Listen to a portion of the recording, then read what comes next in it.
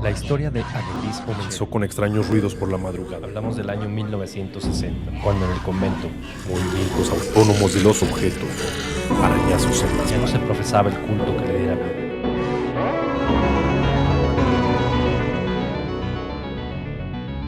Hablemos de terror.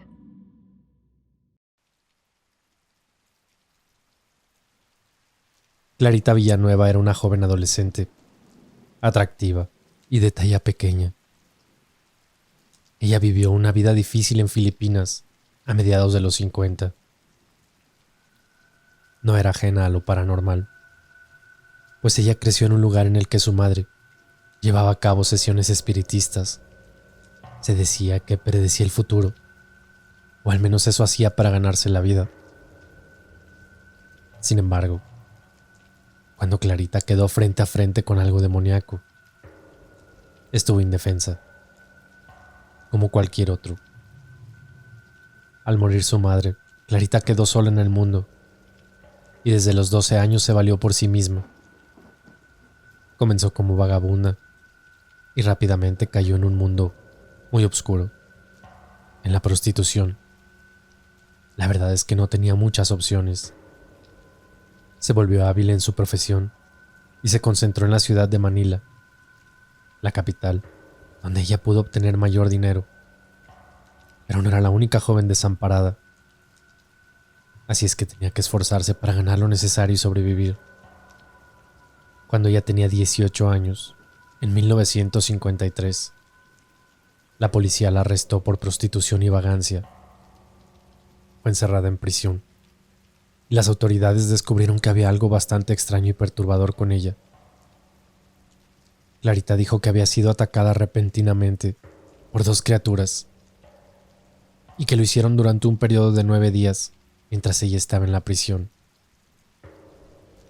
Los oficiales atribuyeron los reclamos a una enfermedad mental, así que no le pusieron mucha atención.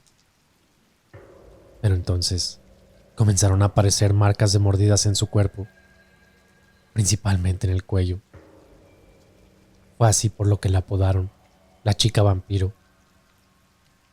Pronto Clarita estaba en la oficina del encargado de la prisión, acompañada por un médico y otros cuantos testigos de algunas otras profesiones. Y mientras ella estaba enfrente de todos ellos, fue víctima de un ataque misterioso. Primero comenzó a retorcerse, a reír y a gritar como si sintiera mucho dolor.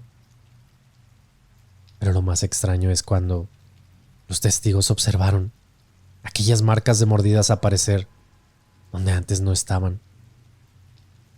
Comentaron que marcas de mordidas aparecieron bajo la palma de la mano de una persona que sostenía su brazo, y la marca se hacía visible cuando se retiraba la mano, como si fueran moretones pero en forma de mordida.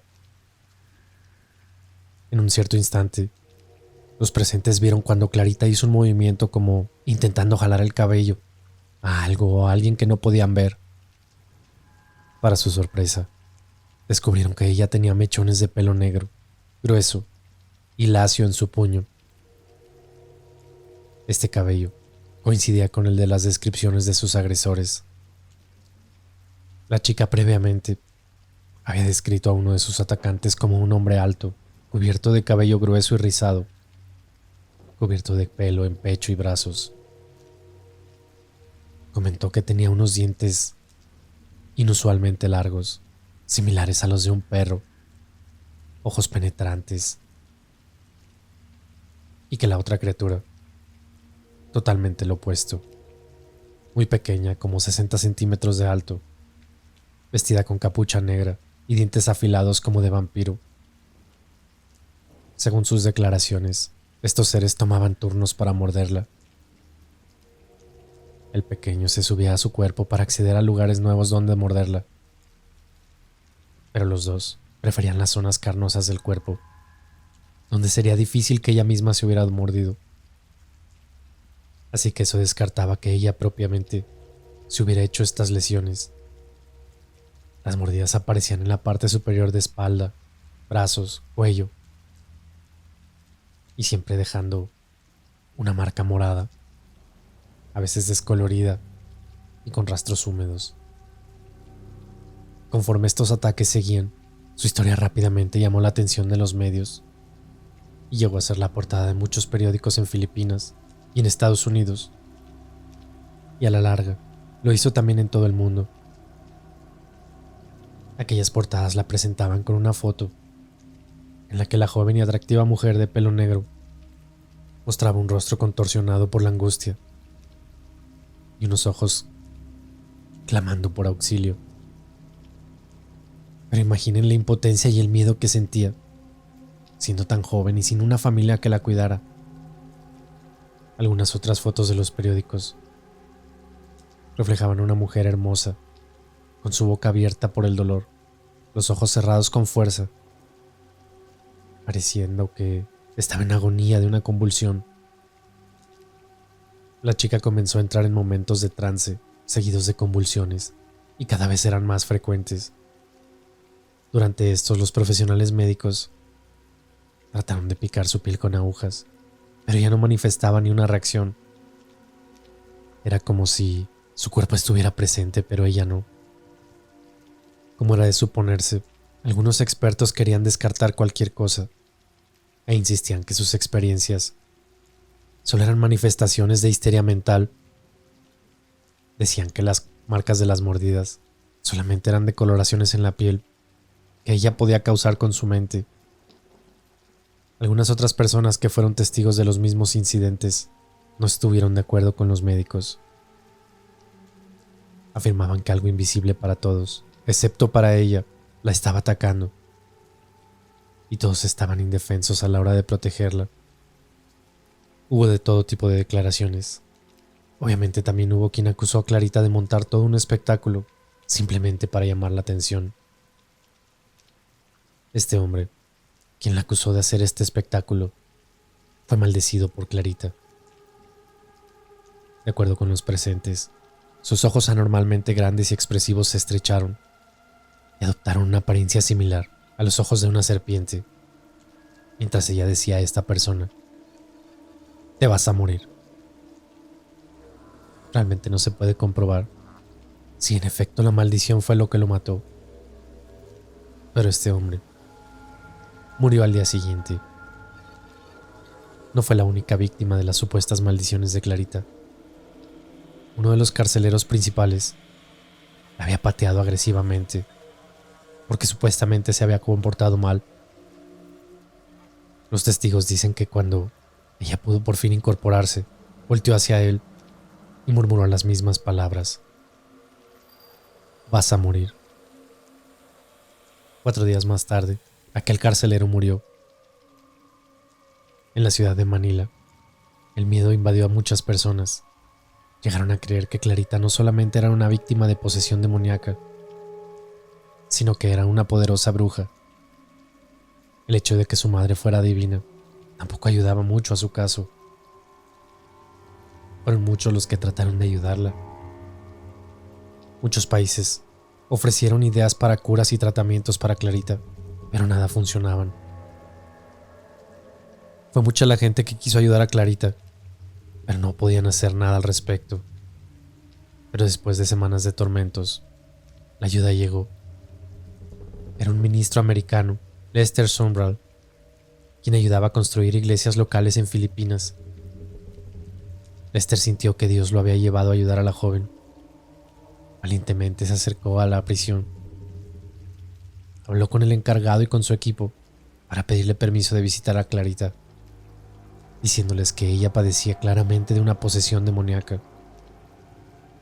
Aunque Sumrall era un ministro protestante, por lo que no realizó un exorcismo católico romano, de cualquier manera sí realizó un exorcismo. Los testigos cuentan que conforme empezó a enfrentarse a los demonios en el nombre de Jesucristo, ellos comenzaron a hablar por medio de Clarita. Había 2 voces distintas que correspondían a los 2 demonios que Clarita decía haber visto. Después de algunos días, el ministro estaba seguro de que Clarita ya era libre de los poderes malignos, hasta que volvieron una vez más. Así que Sumrall se enfrentó a ellos otra vez en el nombre de Jesús. Finalmente logró expulsarlos y alentó a Clarita a buscar la salvación para prevenir futuras posesiones demoníacas. Ella fue libre el resto de sus días. Siguió activa en la iglesia de Filipinas, se casó y tuvo una familia. Ahora toca el turno de hablar de Julia, la sacerdotisa de Satanás. El doctor Gallagher, psiquiatra certificado, publicó en alguna ocasión un artículo titulado "Entre las muchas falsificaciones, un caso real de posesión demoníaca". En este artículo él hablaba de sus experiencias con una paciente que él estaba completamente convencido de que estaba poseída por un demonio. Utilizó el nombre de Julia como seudónimo para que nadie supiera la identidad real de la mujer. Era una mujer de 40 años, inteligente y muy lista. En una conversación informal con ella, no había nada que hiciera sospechar que estaba controlada por algo paranormal. Ella parecía ser bastante lógica y realmente se comportaba de manera normal. Digamos que ante todas las apariencias, ella era una mujer normal, atractiva y bien hablada. Lo que sí era algo distinto era la elección bastante dramática de su apariencia: ropa negra y maquillaje oscuro. Ella se autoproclamaba como sacerdotisa satánica y que había participado en varios cultos satánicos a lo largo de los años. Con esto, ella admitió que probablemente eso haya sido la causa probable de su posesión. Al inicio, pidió ayuda a la Iglesia Católica. Cuando algunos síntomas comenzaron a manifestarse, fue criada católica. A pesar de haberlo rechazado, ella creyó que era su mejor opción. Y uno de los sacerdotes que trabajaba en su caso fue quien le pidió al doctor Gallagher que participara. Algunas cosas o aspectos escalofriantes eran las voces que hablaban a través de ella, profundas, guturales y amenazantes, hasta llegar a ser inclusive anormalmente agudas. Todas estas voces eran diferentes a la voz normal de Julia, y también sus formas de expresión. Estas reclamaban la posesión sobre ella y se burlaban de quienes querían ayudarla utilizando lenguaje, digamos, vulgar y grotesco. Las voces se expresaban en un increíble nivel de odio, además de que sabían cosas perturbadoras sobre las personas que se acercaban a Julia. Las voces no solo hablaban inglés, como la chica. También eran fluidas en español, latín y griego, y parecía que disfrutaban distraer a los padres y a las monjas involucradas utilizando los lenguajes clásicos, siempre ofensivas, siempre gritando cosas en contra de quien se acercara. En algún incidente, Julia le mencionó a un miembro del equipo que si aquellos gatos habían tenido una tremenda pelea la noche anterior. La mayoría de las personas pensarían que estas palabras estaban fuera de contexto. Sin embargo, este miembro del equipo vivía en una ciudad diferente a la de Julia y se había despertado a las 2 de la mañana porque sus dos gatos, que normalmente se llevaban bien, tuvieron una ruidosa pelea. Al parecer, quien sea que estuviera controlando a Julia sabía de eso, e inclusive lo pudo haber provocado. Aunque el evento fue algo sencillo, no cabe duda que el propósito era intrigar a las personas. Julia solía revelarles a los miembros del equipo debilidades y pecados, así como secretos, además de que mencionaba con precisión el lugar y las acciones de las personas que trabajaban en su caso, incluso antes de conocerlas. Todos ellos creían que algo quería que el equipo supiera que no había nada que esa cosa no pudiera saber sobre ellos. Durante los exorcismos, Julia notaba la diferencia entre agua bendita y agua de la llave. Si se le echaba agua normal o se le rociaba encima, no mostraban reacciones físicas. Sin embargo, cuando agua bendita era utilizada, gritaba como si tuviera un terrible dolor. Algo que impresionó bastante al equipo que la estaba tratando. Fue cuando en ocasiones Julia llegaba a levitar durante los exorcismos. En una situación en particular, un grupo de testigos, incluyendo médicos y monjas, vieron a Julia flotar sin apoyo, al menos unos 30 centímetros sobre el piso, durante un gran tiempo. Aunque esta no fue la única vez que la vieron levitar, sí fue la más impresionante, y ocurrió durante un intento de exorcismo. Cuando levitaba o hablaba en esas voces, Julia entraba en un estado como de trance, como si ella saliera de su cuerpo y fuera otra cosa la que entrara. Muchas cosas sucedieron durante todos estos intentos por ayudarla. El verdadero exorcismo comenzó realmente un día soleado y cálido. Llevaron a Julia para otro intento de exorcismo, y cuando la metían a la habitación, los que estaban ahí sintieron como la temperatura descendió inmediatamente. Era un frío poco natural que daba escalofríos hasta los huesos, y la habitación adquiría una atmósfera hostil y misteriosa. Aún así, cuando los demonios comenzaron a hablar a través de Julia, las cosas cambiaron radicalmente. La temperatura aumentó, y aquellos que estaban trabajando con ella sudaban profusamente. La temperatura siguió aumentando hasta que estuvo en un nivel casi insoportable. Mientras siguieron con las oraciones y los rituales, a pesar de aquel calor asfixiante y poco natural, los sonidos que salían de Julia cambiaron a escalofriantes rugidos animales, algo que aparentemente era imposible para cualquier humano. El ritual siguió, y poco después las voces cambiaron a su conducta normal, utilizando diferentes lenguajes. Eso sí, seguían con desprecio, abuso y sacrilegio, todo con ira y con odio. Tristemente, aunque los exorcismos resultaron ayudar un poco a Julia, ella nunca logró la completa libertad de los demonios que la poseían, así que vivió encerrada en un hospital hasta su misteriosa muerte a los 45 años de edad.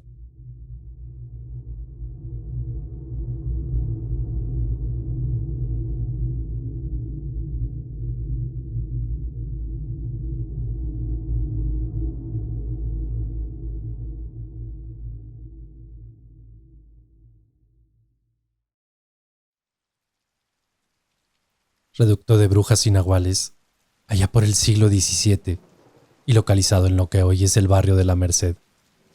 No hubo otro callejón que provocara más pavura que el Callejón de la Danza, después conocido como Tercera de Talavera.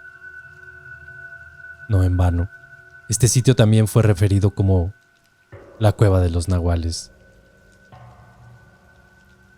Todo habitante de la capital temía acercarse. Solamente ignorantes e incrédulos acometían tal empresa. Y en una ocasión, ciertos achispados por el vino se acercaron al callejón. Vengan, vengan y tomen vino y licor, que el vino los va a hacer olvidar las penas de amor. Un momento, señor Jiménez, dígame, pero ¿no le tiene miedo a las hechiceras? ¿Miedo? No conozco a ese sujeto. Y en cuanto a las hechiceras, uy, cuanto más me hechicen mejor. ¿Entramos entonces al espantoso callejón? Claro, entremos y tomemos de este vino, con el mismísimo dios Baco en persona. De pronto, fueron interceptados por un horrible enano que les hizo muecas horrorosas. Lárgate de aquí, enano miserable. Condúcenos mejor ante el mismo Lucifer. Como si esas palabras hubiesen sido un mágico conjuro, apareció ante los ojos de los ebrios un espectáculo horroroso. Brujas y nahuales danzaban en torno a las hogueras, lanzando chillidos, graznidos y ruidos que ponían los pelos de punta. Fue en ese momento cuando aquellos ebrios comenzaron a gritar improperios a lo que veían. El grito inoportuno de los ebrios puso en guardia a los seres espantosos que se arrojaron sobre los intrusos. Estos quedaron clavados, mudos de espanto e inmóviles por el terror. Quedaron ahí, muertos de terror mientras las botellas de vino caían de sus manos. Cierta noche, se dice que 3 soldados que habían salido en busca de vino y placeres descubrieron a una mujer sola. Miren, ¿qué les parece esa palomita? Quédense aquí que voy por ella. No, espera. ¿Pretenden disputar lo que yo he visto primero? No, no tal. Te quiero advertir. Tienes que saber que esa mujer se dirige al callejón de la danza. Y puede ser una hechicera. Ten cuidado. Hechicera o no, mujer será y yo soy hombre. Así que decídme suerte, caballeros. Ávido de aventuras amorosas, aquel soldado siguió a la mujer. Los demás se alejaron, pero pasado un rato extrañaron la presencia de su amigo en el cuartel. Fueron en su busca y lo hallaron muerto. Fue encontrado con una mueca tan horrible en el rostro, rasguños y su ropa desgarrada. Fue entonces cuando una mujer se acercó, persignándose. Ave María Purísima, a este hombre lo mataron las brujas. Los soldados le preguntaron si ella conocía a quien había dado muerte a su compañero. ¿Conocerlas? Pero ¿quién conoce al espíritu del mal y ha visto el rostro del demonio? Usted, yo, cualquiera puede ser un nahual o una hechicera. Los 2 soldados relataron su increíble historia al burgomaestre, Fray Tomás de Tolentino. Dicen que su amigo se fue siguiendo a una misteriosa mujer. Tienen razón, debió ser víctima de la furia de esos seres viles que moran en el callejón. ¿Puede hacer algo usted para castigar a esas criaturas pavorosas, Fray Tomás? Esta misma noche voy a atacarlas en su cubil. Si Dios protege mi alma, buena batalla les he de dar a las brujas y nahuales. Esa noche de martes, Fray Tomás se dirigió al callejón de la danza para exorcizar a los espíritus malignos. Al penetrar en la parte más oscura y siniestra, comenzó a lanzar religiosos anatemas. ¿Quién como Dios? Nadie como Dios. Su fuerza proteja mi alma para vencerlos, espíritus demoníacos. Entonces perdió el paso y terminó cayendo al arroyo. Se le apagó la vela y no supo en dónde quedó el crucifijo que traía. Fue en ese momento cuando surgieron 1000 formas diabólicas y siniestras que se arrojaron sobre el infeliz. Un segundo grito se escuchó. Era angustia y muerte. Después silencio. Al día siguiente, como todas las víctimas de los seres perversos, el cuerpo de Fray Tomás de Tolentino fue encontrado. Presentaba extraños signos marcados con fuego, y todo su cuerpo parecía haber sido pisoteado por animales de uña y pezuña. Esto motivó a grupos religiosos y representantes de la justicia a que efectuaran una incursión por el callejón de la danza. La intención fue castigar a quienes habían dado muerte a Fray Tomás de Tolentino. Pero no hallaron ni enanos, ni nahuales, ni las horribles brujas que todos decían. Solo vieron gentes miserables, que vivían en forma increíble y que tenían más trazas de ladrones y patanes que de brujas y nahuales. Horas después, tras de rezar y lanzar conjuros a los 4 vientos, abandonaron el callejón de la danza, tanto justicia como religiosos. Esta impunidad hizo que brujas, nahuales y demás seres misteriosos que habitaban el callejón salieran por la ciudad. Desdichados los habitantes que los encontraron, pues desmayaban o caían muertos por el horror que ellos provocaban. También abandonaron su cubil los nahuales, mitad hombre y mitad animal, y se dedicaron a invadir la ciudad. Las noches eran perturbadas por sus escalofriantes aullidos. Una noche, uno de esos hombres animales llegó hasta la calle de las Cordobanes, con perversas intenciones, para robarse a una criatura. Fue así como sorprendió en su lecho, con su hijo, a una mujer. Ella se llamaba Antonia de Camargo. En un abrir y cerrar de ojos, El siniestro nahual le arrebató la criatura a su madre. La mujer gritaba, y a los gritos acudió su padre, llevando en las rugosas manos un arma. ¿Qué sucede, hija mía? ¿Qué sucede? El nahual, padre. El nahual se llevó a mi hijo. El anciano disparó al animal en plena calle, pero fue inútil. Esas balas no matarían a animales hombres. Entonces Antonia, desesperada, salió en persecución del nahual. Pensaba que siguiéndolo iba a lograr algo. Llegaron hasta el callejón de la danza, donde Antonia, impulsada por su amor maternal, siguió hasta sucumbir al siniestro nahual. Seres espantosos le dificultaban el paso, pero ella se defendía como podía, empujando, gritando, conjurando a aquellas criaturas. Déjenme pasar, seres infernales, que Dios los confunda, denme el paso.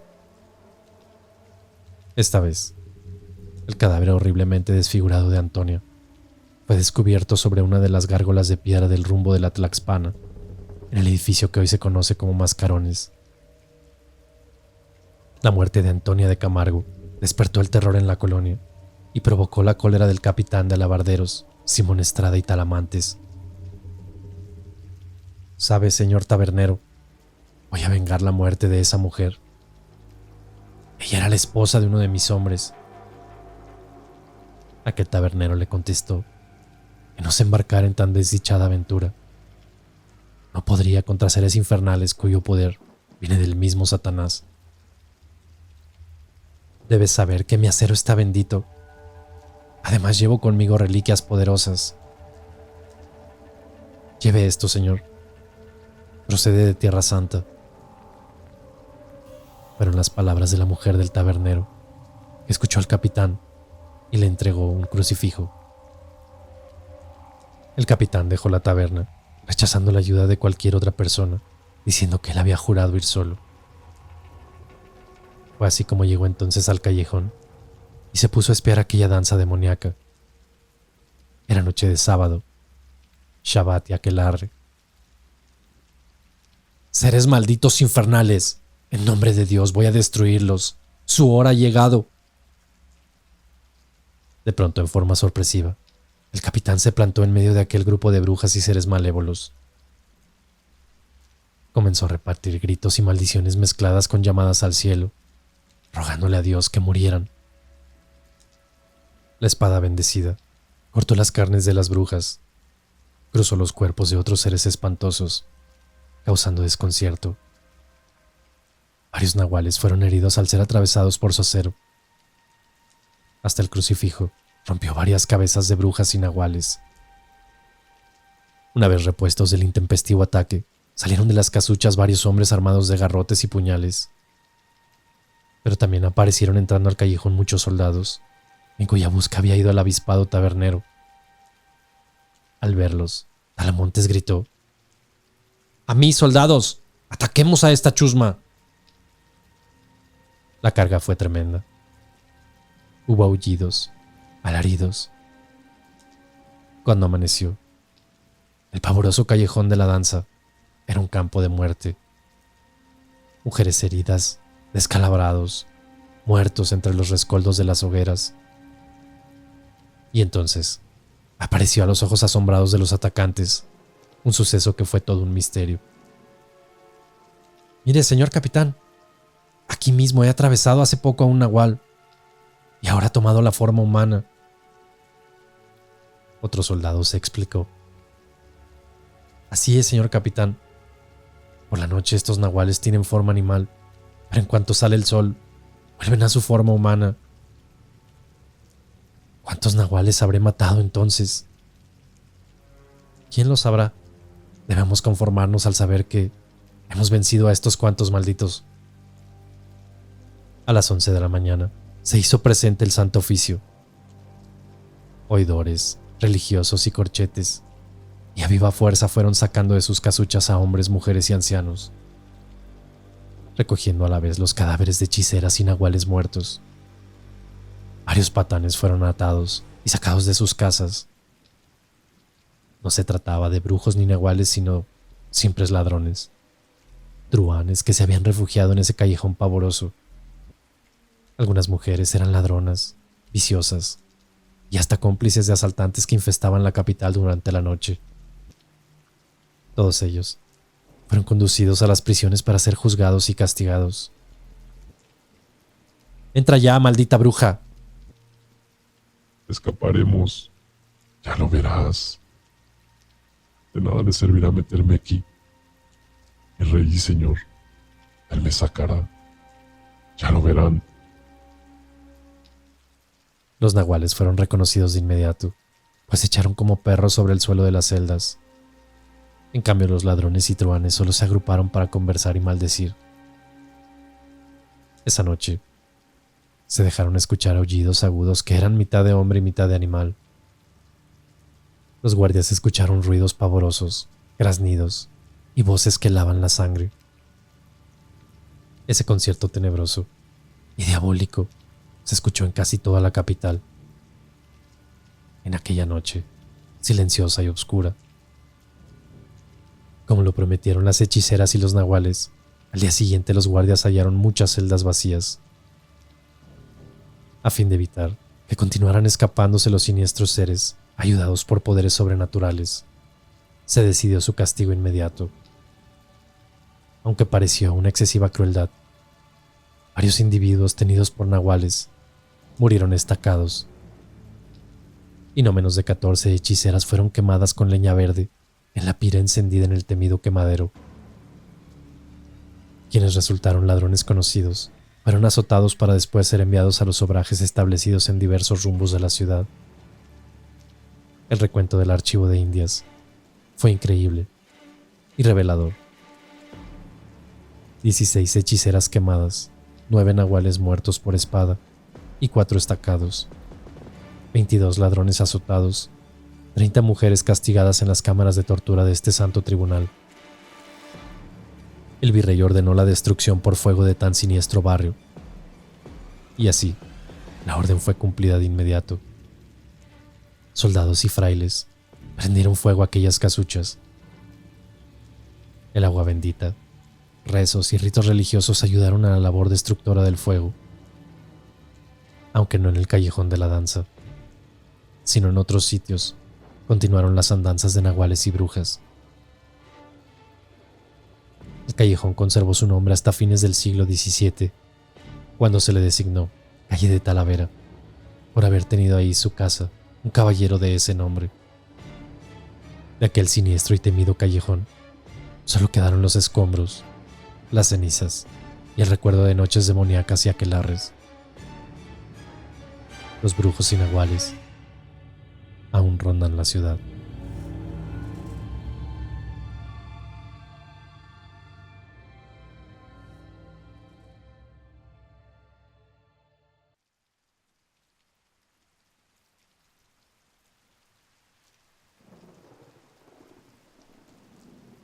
En las calles de Guadalajara, en el siglo XIX, el terror era tangible. Las personas andaban con cuidado y evitaban salir de noche. Temían por sus vidas. No se podía garantizar la seguridad de nadie. Primero comenzaron a morir animales y después personas. La culpa se le atribuía a un ser sobrenatural con apariencia humana. Y todo comenzó con la llegada de un extranjero en particular. Las personas estaban acostumbradas a recibir gente de otros países, pero este hombre era diferente. Algunos decían que era un conde inglés, otros solo sabían que venía de Europa y que tenía mucho dinero. Compró una hacienda para vivir en la ciudad, pero nunca salía en el día. Era un hombre misterioso y huraño. Siempre vestía de negro y evitaba asistir a los bailes y fiestas del pueblo. La gente no se sentía cómoda con su presencia. Sin embargo, aprendieron a tolerarla. De repente comenzaron a aparecer animales muertos. Y fue cuando todos creyeron que se trataba de una epidemia. Pero los cuerpos tenían características difíciles de olvidar. No tenían una gota de sangre, y en el cuello se podían ver 2 agujeros pequeños. Sin embargo, prefirieron ignorarlo, hasta que después siguieron las personas. Durante semanas, niños, hombres y mujeres desaparecían. Cuando los encontraban, los cuerpos de igual manera estaban sin sangre y también presentaban esos orificios en el cuello. Y fue así, cuando el pueblo decidió tomar justicia por sus propias manos. Ya estaban hartos de vivir con miedo. La situación no podía seguir así. Los habitantes se reunieron una noche para atrapar al asesino. Y fue entonces cuando escucharon un grito. Alguien pedía ayuda desesperadamente.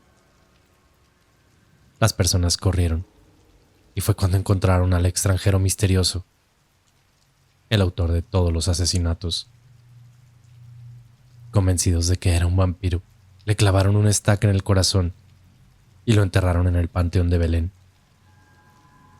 No fue sino hasta meses después que en la lápida del vampiro comenzó a crecer un árbol.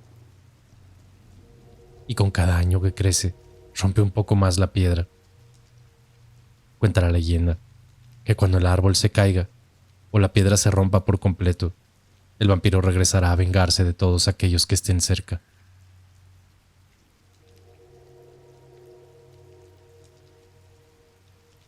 Esta es la leyenda del gobernador y el soldado aparecido en la Plaza Mayor. Se cuenta que este suceso ocurrió a finales del siglo XVI, cuando no había teléfonos, televisiones ni ningún medio de comunicación. Nada que pudiera permitir que la gente se comunicara inmediatamente con un lugar desde el otro lado del océano. En 1590, las noticias tardaban días o hasta semanas en viajar, según su importancia y la distancia que separaran un punto del otro. Sucedió en esos años que el gobernador Gómez Pérez falleció a manos de un grupo de amotinados en una embarcación. Sin embargo, dado que se hallaban en alta mar y que se deseaba esconder el motivo de su deceso, sería lógico pensar que esto se supo días o años después. Es aquí donde entra el aparecido ya mencionado, pues se dice que el 25 de octubre de 1593, un soldado con el uniforme de las Filipinas apareció en la Plaza Mayor al amanecer. Desorientado y confundido, el hombre no paraba de preguntar cosas y de avisar a quien lo escuchara que el gobernador Gómez Pérez había fallecido. Algunos días después, gracias a la correspondencia escrita y a algunos viajeros, se corrió la voz de que efectivamente Gómez Pérez había muerto. Nadie pudo jamás explicar la forma en que el soldado lo supo el mismo día, ni el modo en el que llegó a la Plaza Mayor. La Santa Inquisición concluyó que había sido el propio Lucifer quien lo había enviado. Pero su único castigo fue el tener que volver a su patria en una embarcación, dado que ni él mismo sabía el motivo por el que de pronto se halló en la plaza, así que no podía culpársele. Además, no fue el único suceso sobrenatural relacionado a la muerte del gobernador, pues se dice que esa misma mañana, la pared donde se hallaba el retrato de Gómez Pérez amaneció con una fisura que atravesaba la cabeza del gobernador. Curiosamente, después se supo que la herida que le causó la muerte coincidía misteriosamente con la cuarteadura del retrato.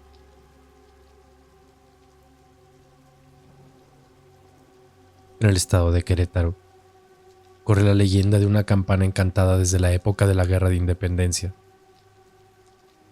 Durante la época en que se comenzó a planear la Guerra de Independencia de nuestro país, surgieron muchas historias sobre los dos ejércitos. Entre las distancias y la necesidad de comunicarse, no es raro que hayan surgido leyendas. Y una de las más famosas es la de la campana encantada. Se dice que esta campana fue mandada a hacer en España con oro y plata de México. El rey, fascinado por los sonidos que producía y por su belleza, la mandó colocar en la Catedral de Madrid. Todo transcurría con normalidad, hasta que, en septiembre de 1810, la campana sonó sola. No había nadie dentro de la iglesia, y aún así la campana continuó tocando durante varios minutos. Algunos días después, varios barcos provenientes de América llegaron con las noticias. se había iniciado la Guerra de Independencia, el 16 de septiembre. Asombrados por la coincidencia de fechas, los españoles se mantuvieron alerta por si la campana volvía a sonar. Desde entonces, cada vez que los insurgentes ganaban una batalla, la campana tocaba alegremente. En cambio, según decían los españoles, cada vez que la independencia se enfrentaba a una derrota, la campana sonaba con desánimo y tristeza.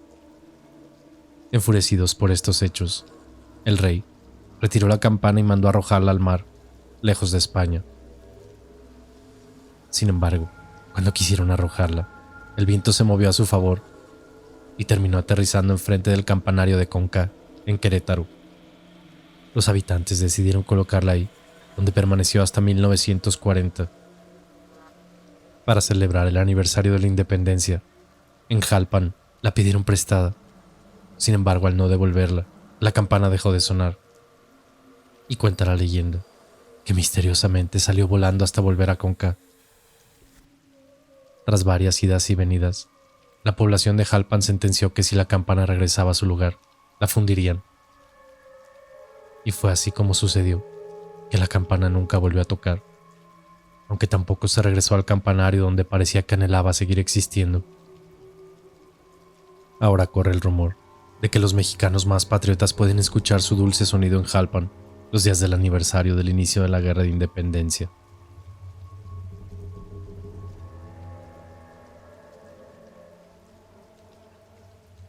Se cuenta que en el pueblo de Tepotzotlán, hace aproximadamente 80 años vivía un niño llamado José María. El pequeño de apenas 6 años fue a visitar a sus abuelos que tenían una pequeña casa a los pies del Cerro del Jorobado. La casa era una pequeña construcción de adobe que constaba de 2 humildes cuartos. Uno era la recámara y otro la cocina donde él se encontraba cenando con su abuela, quien hacía las tortillas en el gran comal.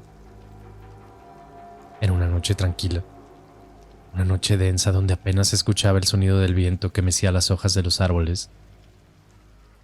José María y su abuela cenaban su café y tortillas, recién hechas, cuando entró el abuelo a la cocina, cansado de su jornada de trabajo en el campo, donde cultivaban maíz y frijol. El abuelo, un poco nervioso mientras cenaba, le comentó a su mujer sobre ciertos rumores en el pueblo. Estos eran acerca de que una bruja estaba chupándose a los niños. Mujer, fíjate que en el pueblo andan diciendo que una bruja se está chupando a los niños.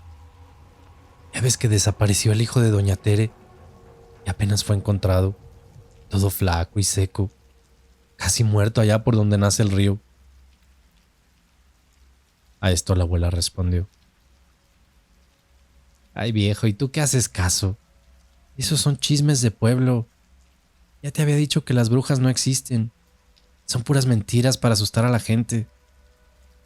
No, sí es cierto. Todos están bien asustados. José María, al escuchar esta plática, comenta: Abuelo, cuéntame más de esa bruja. Aunque a mí me da mucho miedo, quiero saber. Pues sí, mijito. Usted no salga de noche y pórtese bien. No sea que se le aparezca la bruja y lo chupe. En eso interviene la abuela para decir: Ya te dije que son puras mentiras y chismes. Deja de andar asustando a Chemita. Está bueno, mujer. Mejor ya me voy a dormir. Cuando el abuelo se retiró a dormir, se quedaron solos en la cocina la abuela con Chema. Y ella le dijo a su nieto: A ver, chamaco, ya no quiero tanta plática. Cómase rápido su taco y échese a dormir en el petate, que todavía tengo muchas tortillas que hacer para mañana. El niño obediente se va a dormir, como le ordenó la abuela. Pero no pasa ni una hora cuando Chemita se sentía incómodo, como si algo lo estuviera molestando, y despertó. ¿Y cuál fue su sorpresa y gran temor al ver que su abuela, en lugar de estar haciendo más tortillas como dijo, estaba echándose unos pases brujiles para convertirse en un guajolote? Ella bailaba en la cocina, una danza macabra, mientras el niño atónito la observaba. La abuela no se percató de esto y salió volando por la ventana, mientras cacareaba como una gran guajolota. La mañana siguiente el abuelo va a saludar a su nieto y le preguntó cómo había dormido, mientras Chemita solo decía con la cara pálida y los ojos bien abiertos: abuelita, guajolote, abuelita, guajolote. ¿Cómo que abuelita, guajolote? ¿Qué te pasa, muchacho? Habla, ¿por qué no respondes?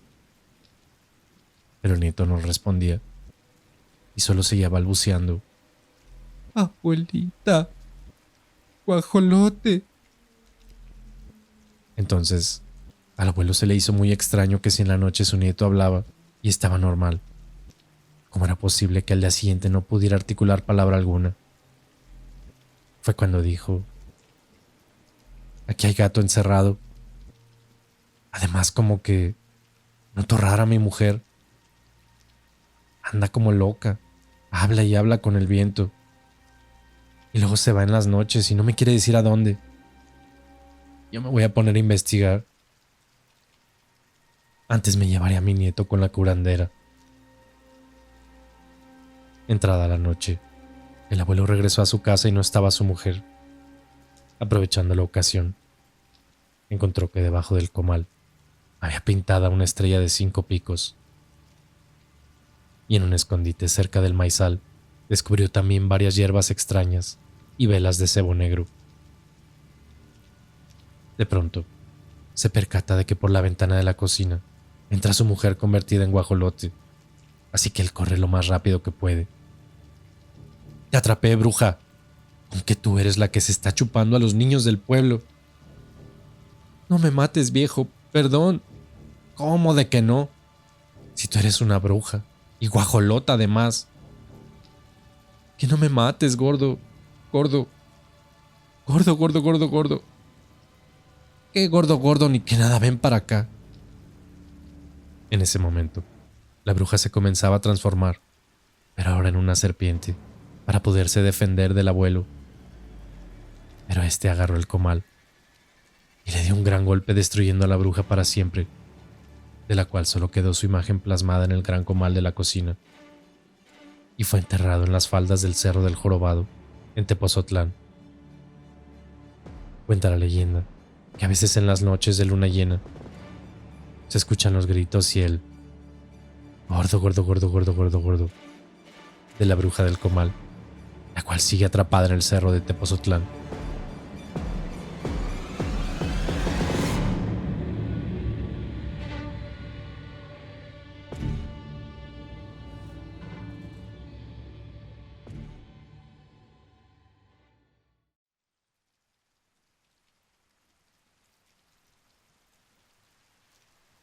Una de las leyendas más famosas es del Panteón San Isidro de Azcapotzalco. Es la de la pequeña Nani, una niña de 8 años que se aparece sobre la avenida Manuel Salazar por las noches. Aunque otros pobladores le llaman Verónica. Las historias de ambas pequeñas coinciden en que fallecieron por un accidente automovilístico. Hay quien culpa a una compañía petrolera. Durante las noches, se aparecen afuera del lugar, distraen a conductores y hacen que pierdan el control de sus vehículos. En las madrugadas, se comenta que en el velatorio y en el paseo de atrás se escuchan niños jugando. Inclusive ha habido sesiones de velatorio, donde las personas van al mostrador a preguntar por qué dejan jugar niños a esa hora. También hay microbuseros que pasan por la avenida Manuel Salazar y dicen que ahí se sube una persona y cuando llegan a la esquina se baja. Al menos, eso es lo que cuenta uno de los trabajadores de aquel cementerio. Similar es la historia de Miranda, otra niña en un panteón. Uno de los relatos más populares dice que, cierto día, la niña Miranda estaba muy aburrida, y tal fastidio era porque se encontraba sola en su casa. Sus padres andaban fuera y no habían regresado. Se le hizo fácil y de pronto, una loca idea llegó a su mente: escaparse sin permiso. Sin pensarlo más, abandonó el lugar Estaba segura que iba a divertirse dando un paseo por ahí. Mientras caminaba, se imaginó que se sentiría al andar en un cementerio por la tarde. Y fue entonces cuando esa emoción a lo desconocido le recorrió todo su interior.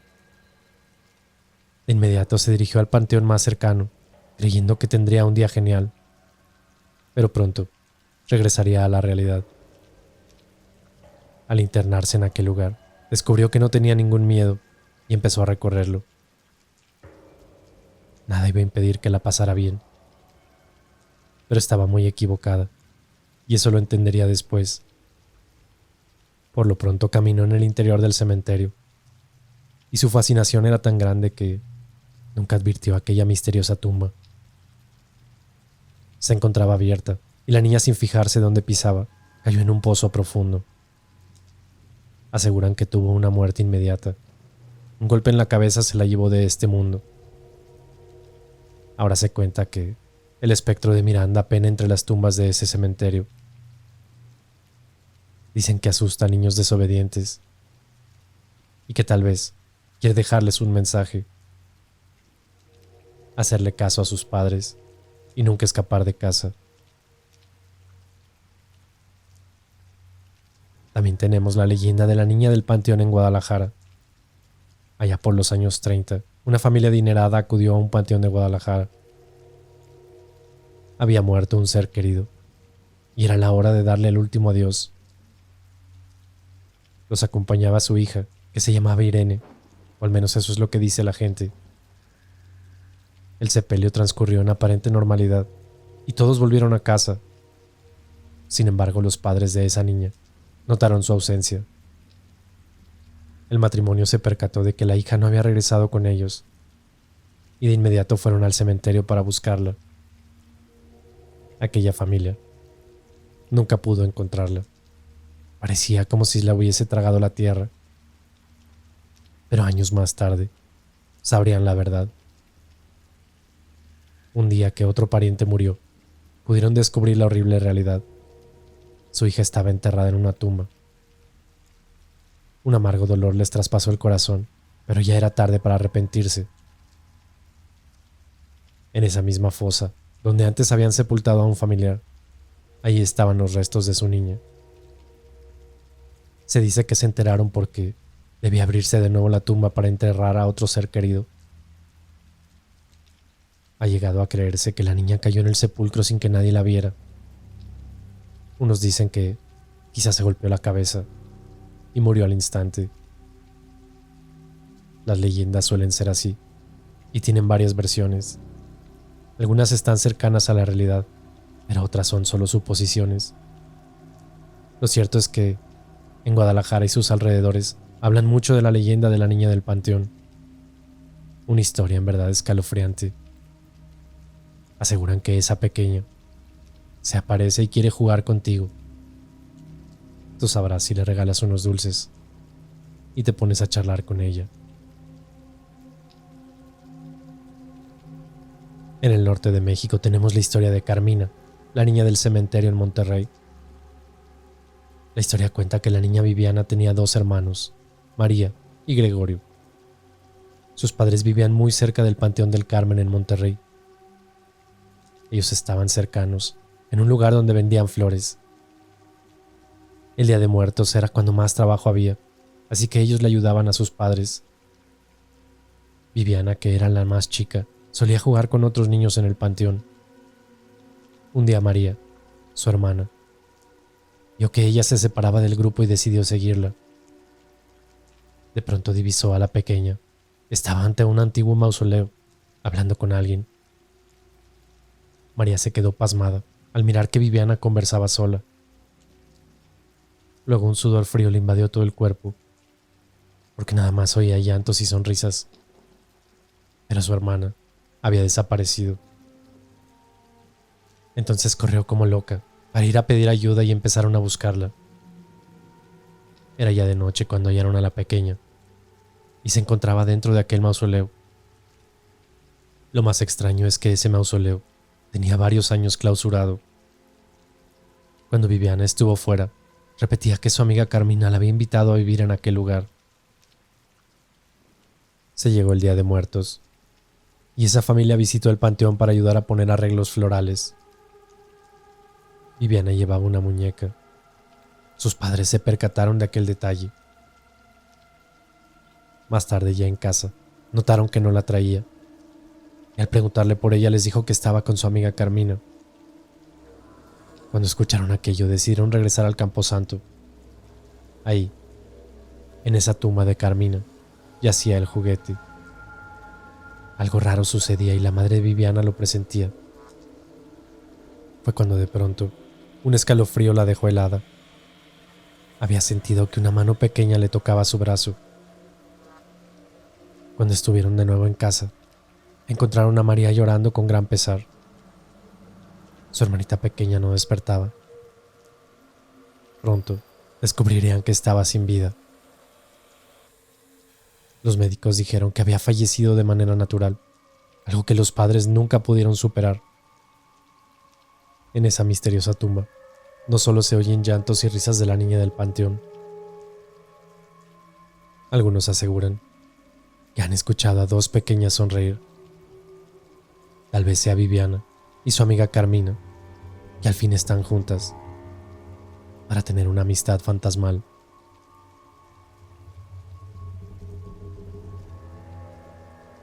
Debemos tener cuidado con los amigos imaginarios de los niños, porque algunos pueden asustarte un día en casa. Tenía una amiga en la preparatoria que vivía en una casa muy grande en el Ajusco. Ella tenía un hermano pequeño y un día empezó a decir que tenía un amigo imaginario y lo apodaba el niño de los ojos de Batman. Aquel pequeño era súper insistente con su amigo, pero todos creían que solo era su imaginación. Un día, ella nos contó que estaba en el piso de hasta arriba de su casa y escuchó pasos detrás de ella. Pensó que era su hermano y le preguntó que qué hacía allá arriba. Pero cuando volteó, en lugar de su hermano vio a un niño sin ojos, como aquel que su hermano había descrito, y se desmayó. Tiempo después, otras personas en su casa comenzaron a verlo. Por ejemplo, un día hubo una fiesta en su casa y una de nuestras amigas subió al baño de ese piso, pero tardaba como 1 hora en bajar. Así que yo subí a ver si estaba bien, pero no me contestaba al tocar la puerta y tampoco me contestaba cuando le preguntaba si todo estaba bien.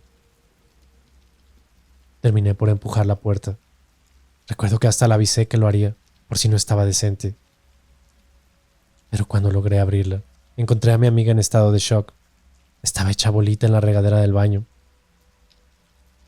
Yo le hablaba preguntándole qué estaba pasando, si estaba bien. Y hasta un rato después, ella reaccionó y me contó que cuando se estaba lavando las manos, vio en el espejo al niño y que éste se quiso acercar a ella.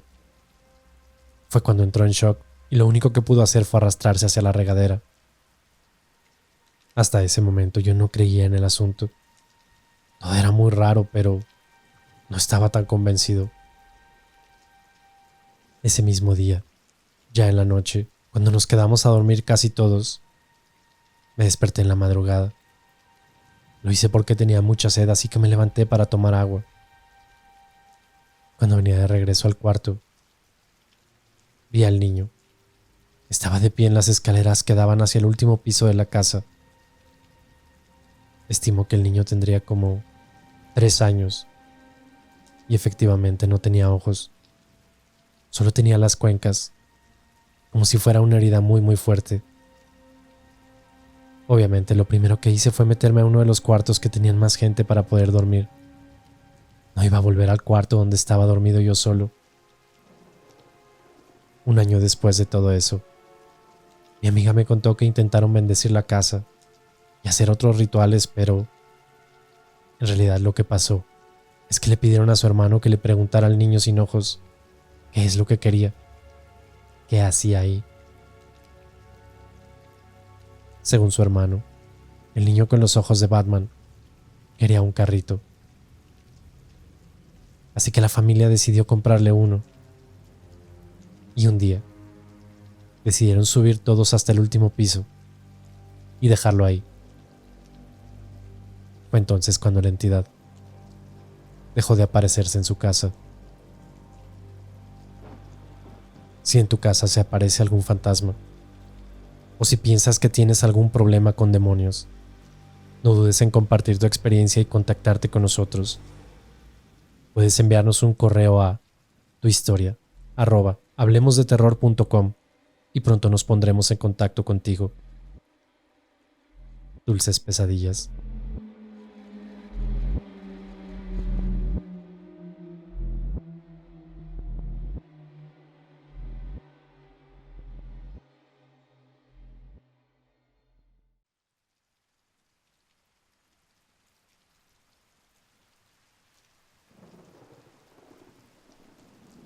Priscilla Johnson era una adolescente que vivía en la América colonial de 1670, en lo que luego serían los Estados Unidos.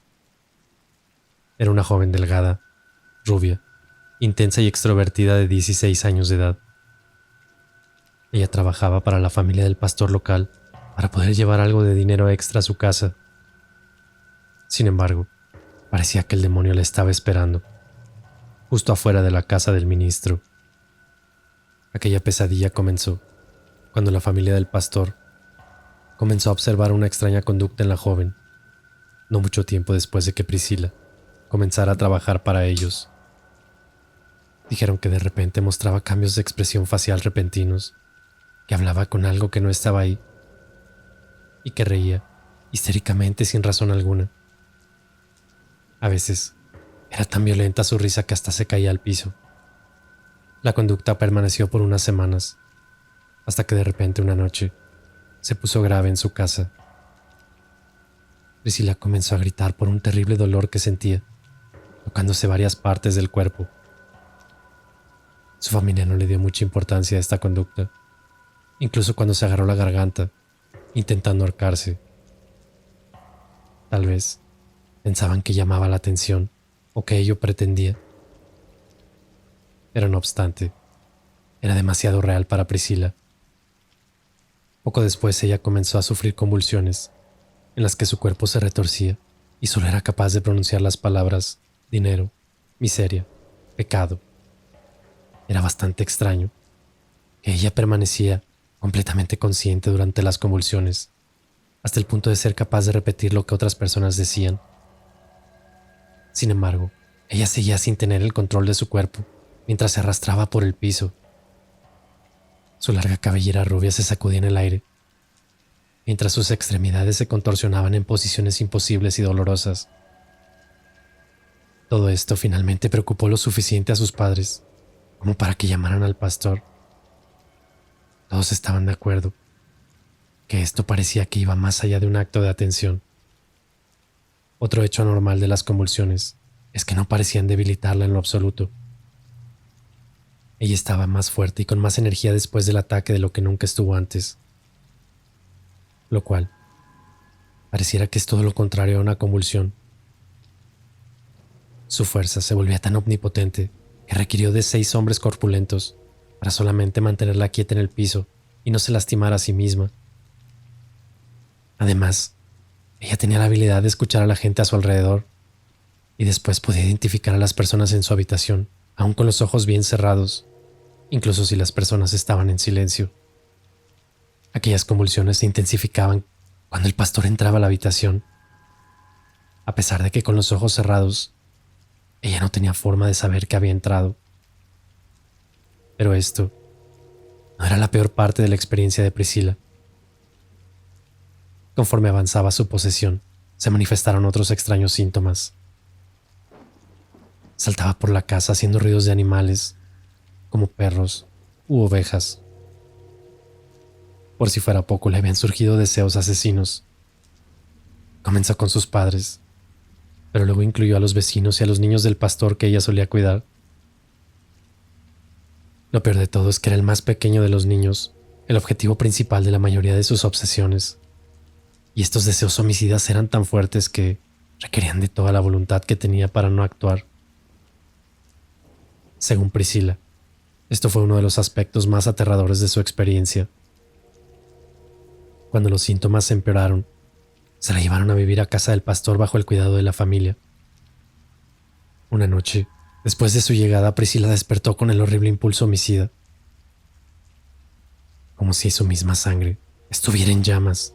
No podía sacar la idea de la cabeza. Quería matar a como fuera al pastor. Debilitada por tantos meses de luchar esas peleas, finalmente se rindió. Tomó una herramienta llamada hoz y avanzó silenciosamente por la casa. Se dirigió a la habitación del pastor, la cual estaba al final del pasillo. Convencida de que éste estaba dormido, Priscila estaba lista para matarlo. Sin embargo, él estaba caminando por el pasillo cuando se encontró a la joven, que actuaba de forma muy extraña. Al mismo tiempo, ella escondió discretamente la herramienta debajo de su camisón e inventó una excusa respecto a su presencia en el pasillo. Algo asustada, pero a la vez aliviada, regresó a su habitación. Por suerte, esa noche el deseo asesino se había calmado. De hecho, pasaron unas cuantas semanas para que el pastor se enterara de lo cerca que estuvo de ser asesinado. Sin embargo, Priscila no solamente luchaba por no matar a otras personas, sino también luchaba por los pensamientos e impulsos suicidas que llegaba a tener. Inclusive llegó a ponerse de pie a la orilla de un pozo, preparada para saltar, pero algo la distrajo y el impulso desapareció. Ella fantaseaba con ahorcarse a sí misma, pero por suerte nunca tuvo éxito en estas encomiendas. Priscila finalmente reveló que Satanás se le había aparecido múltiples veces mientras estaba trabajando y luego mientras vivió en la casa del pastor. Todo comenzó cuando ella se atrevió a entrar al sótano del pastor para agarrar algunas provisiones. Ahí, ella vio dos figuras extrañas, así que regresó corriendo aterrorizada. Hizo que alguien la acompañara al sótano, pero no vieron a nadie. Aunque la realidad es que esta persona dijo haber visto a Priscila hablando con alguien, aunque estaban solos. Priscila dijo que su error había sido saludar a quien luego ella creyó que era Satanás, con las palabras: «Hola viejo, ¿qué sucede?». Aparentemente, un inocente saludo fue lo que dio al ser maligno el acceso a su mente y luego a su cuerpo. De acuerdo con ella, Satanás se le apareció muchas veces. En su mano siempre cargaba con un libro lleno de los contratos que hacía con los individuos, firmados con sangre. Y él también quería que ella hiciera un pacto con él. Priscila le dijo que él mencionó su descontento con la vida, es decir, que vivía en un pueblo pequeño, que era pobre y que trabajaba para un pastor, cortando así toda esperanza de viajar por el mundo. Así que él le prometió cosas tentadoras, como la oportunidad de ver el mundo, riquezas, ropas y no tener que trabajar nunca más. Según ella, nunca llegó a asociarse con el demonio, pero testimonios posteriores contradicen sus palabras. Ella admitió que él solía aparecerse cuando se sentía más desdichada con la vida, deprimida, cargada de trabajo y anhelando algo emocionante.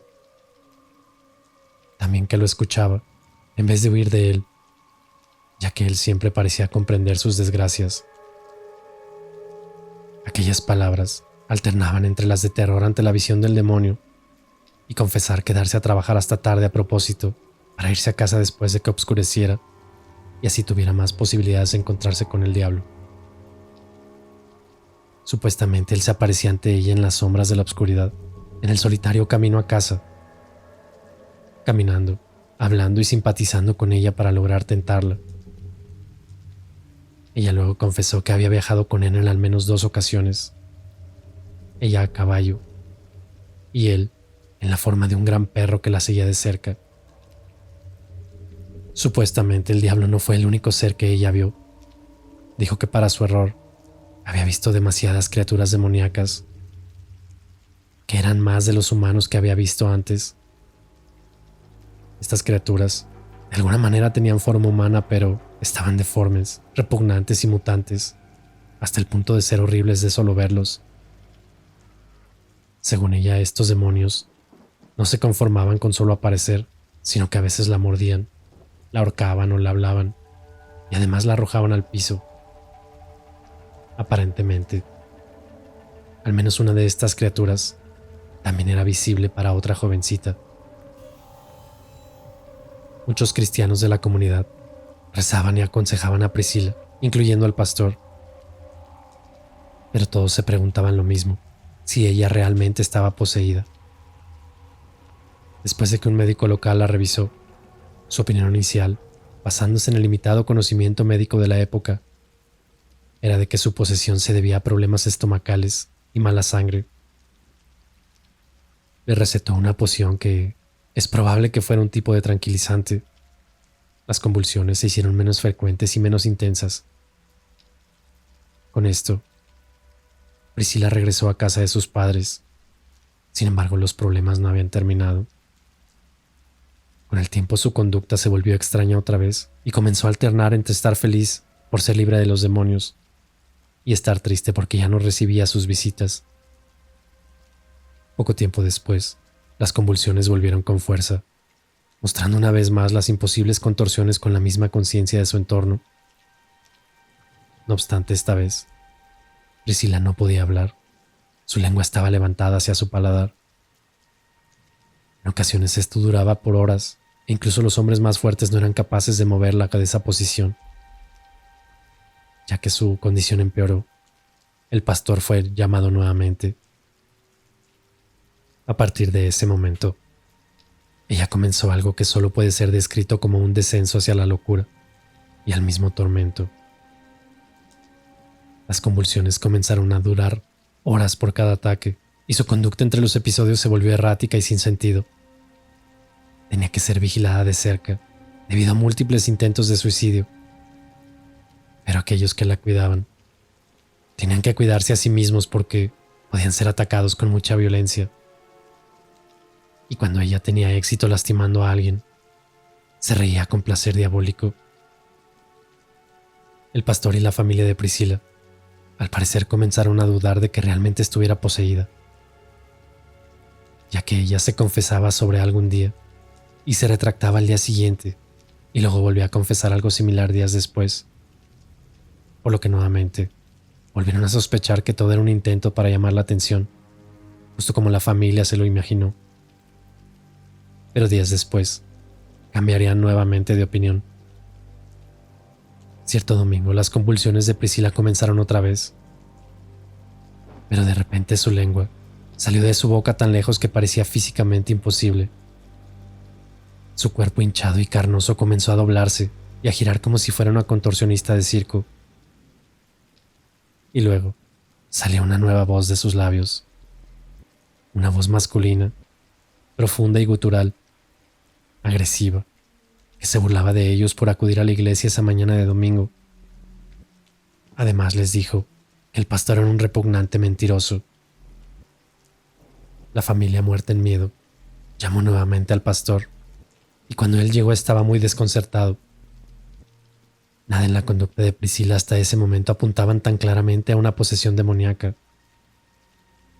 El pastor después admitió que estaba aterrado, ya que nunca había lidiado con una posesión demoníaca tan de cerca y tan personal.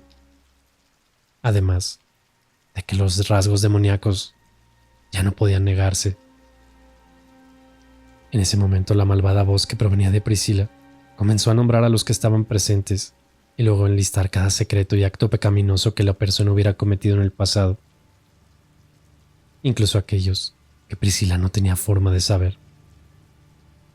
Esto obviamente asustó a muchos de los presentes y apuntaba una vez más a poderes demoníacos. Cuando lo confrontaron respecto a quién era, aquel espíritu contestó que era un niño bonito, que ella era su niña bonita. Esto le generó escalofríos a los padres, ya que esa cosa malvada reclamaba a su joven hija como su propiedad. Los presentes comenzaron a rezar por la liberación de Priscila. En esos momentos ella se quedaba en silencio, pero en el instante en que dejaban de rezar, la misma voz demoníaca volvió a hablar. La batalla continuó durante varios días, hasta que todos los involucrados estaban agotados. Con el tiempo las convulsiones se volvieron más leves, pero ella nunca recuperó la habilidad para hablar.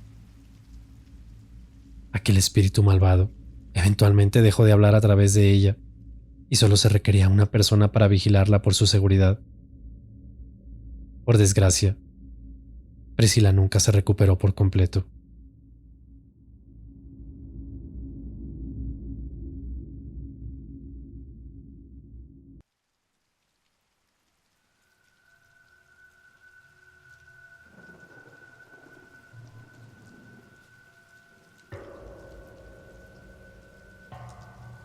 El cementerio de Bachelor's Grove en las afueras de Chicago es uno de los lugares más embrujados de la zona.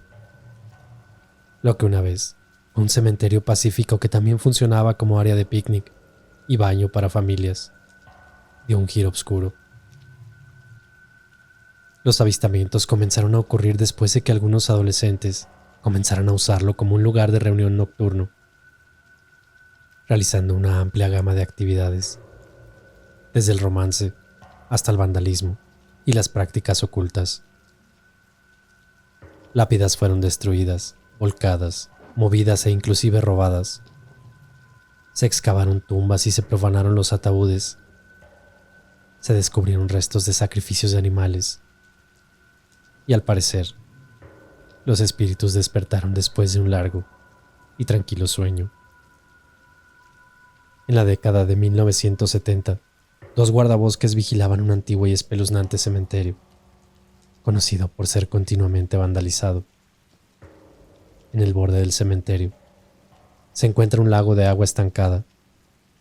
Mientras los guardabosques conducían cerca de él, vieron algo inolvidable. Del estanque, un poderoso caballo de granja emergió, esforzándose por levantar algo con él en las oscuras profundidades del agua. De repente, un anciano de ropas viejas y gastadas, con una camisa de manga larga, salió sosteniendo un arado del interior del estanque. Aquel hombre sujetaba con fuerza las riendas del caballo, y además parecía ajeno a todo lo que le rodeaba. Era obvio para los guardabosques que aquel hombre, el caballo y el arado no eran reales, en el sentido de estar físicamente ahí. Sin embargo, ellos lo veían, y ahí estaban. En silencio, el caballo y el granjero tiraban del arado hacia el bosque que bordea el cementerio. Aquellas personas atónitas y perplejas, ya que ambos habían presenciado el avistamiento del fantasma. La realidad es que este avistamiento en particular no es infrecuente en Bachelor's Grove. Parece que un granjero, en la década de 1870, estaba arando un campo cercano cuando algo asustó a su caballo, lo que hizo que el caballo saliera corriendo con el arado y el granjero detrás de él. El granjero no pudo detener al caballo cuando se precipitó hacia el estanque.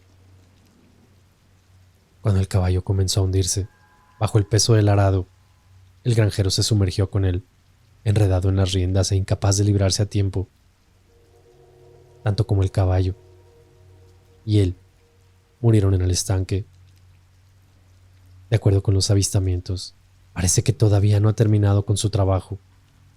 Algunos dicen que si lo llamas, él y el caballo desaparecen lentamente de la vista.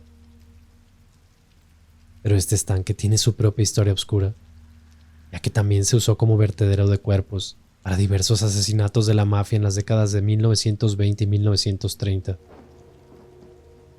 No solo se han encontrado numerosos cuerpos en el estanque, también se han recuperado armas en él. Posiblemente es debido a este estallido de violencia que también se ha documentado el avistamiento regular de un hombre jorobado que emerge de las profundidades de las aguas del estanque a altas horas de la noche. Otras personas han escuchado sonidos de discusiones acaloradas provenientes de la dirección del estanque, pero al llegar al lugar de las voces, se encuentran con que no hay nada alrededor. Pero una de las apariciones más desconcertantes de ese lugar no es ni una persona, ni un animal, sino una casa misteriosa. Varias personas han afirmado haber visto una casa de campo de 2 pisos, con estructura blanca, antigua y atractiva, con pórtico y un columpio, Desde una de las ventanas se puede ver el atractivo resplandor de una lámpara. Sin embargo, cuando más se acerca una persona a la casa, más pequeña se vuelve esta, hasta que desaparece por completo de la vista.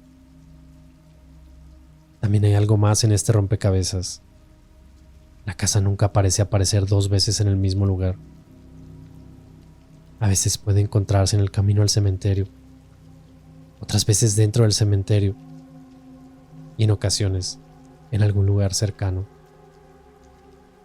Para hacer las cosas aún más interesantes, los historiadores no se han encontrado una base física para este avistamiento, ya que nunca hubo una casa de este tipo en el área. Existe la teoría de que la casa existía con tanta fuerza en la mente de alguna persona enterrada cerca, que aquella imagen entra en escena cuando aparecen ciertas personas sensibles. Pero este avistamiento sigue siendo un misterio definitivo. El cementerio ha tenido el mismo cuidador durante muchos años. Por supuesto, los cuidadores han ido y venido, han sido contratados y jubilados. Sin embargo, hay un hombre que permanece siempre en la escena. Es bastante fiel al tratar de desanimar a los adolescentes y a los vándalos, a pesar de que no ha vivido durante muchos años. Un joven describió su encuentro con él con considerable detalle. Mientras se acercaba al cementerio por la noche, con planes menos que honorables, un anciano apareció repentinamente frente a él. Describió al hombre como el común estereotipo de un viejo cascarrabias, vestido con ropa gastada y holgada, portando una escopeta bastante amenazadora. Aquel anciano, que se cree que tiene alrededor de 70 años, le dijo que se largara y que él no tenía nada que hacer en el cementerio. De pronto un gran perro, un Doberman, se paró al lado del anciano, y en ese momento el joven no se dio cuenta de que estaba hablando con un fantasma y su perro. Pensó que eran muy reales, y la vista de una escopeta y un perro amenazador y gruñendo fue suficiente para hacerlo cambiar de opinión acerca de perder el tiempo en el cementerio. Posteriormente, se dio cuenta de que el anciano no emitió ningún sonido cuando se acercó. No se escuchó el crujir de las hojas, ni el ruido de los pies moviéndose, así como el ruido de pisadas en el suelo. Además, el perro no se acercó corriendo al lado del cuidador, sino que se materializó de la nada cuando el joven apuntó con su linterna al hombre. Lentamente, el joven comenzó a retroceder, pero al hacerlo, el perro dio unos pasos hacia él. Se volvió para correr y miró hacia atrás solo para no ver a nada.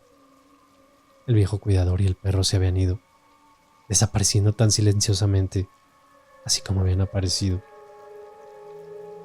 Cuando revisó el área a la mañana siguiente, descubrió que no había un cuidador nocturno del cementerio y que la apariencia del hombre no coincidía con la descripción del cuidador diurno. También descubrió que había otros que se habían encontrado ya con este anciano. La idea de volver a enfrentarse ante su equipo de seguridad fantasmal con una escopeta fue suficiente para reducir las actividades de medianoche en el cementerio. También mucha gente ha visto a una mujer vestida de blanco deambulando por el cementerio, a menudo llevando a un infante pequeño en brazos y sollozando abiertamente. La gente la ha llamado Señora Rogers. Se cree que fue enterrada junto a su hija pequeña, ya que muchos informaron haberla visto cerca de la lápida de un niño, marcada únicamente con las palabras pequeña hija, quien aparentemente murió tan rápido que ni siquiera se logró darle un nombre. La mujer afligida, también conocida como la Madonna de Bachelor's Grove, camina por el cementerio sin rumbo fijo, con la cabeza agachada, los hombros cayendo de manera más lastimosa, como si estuviera caminando en otro mundo que solo ella puede ver.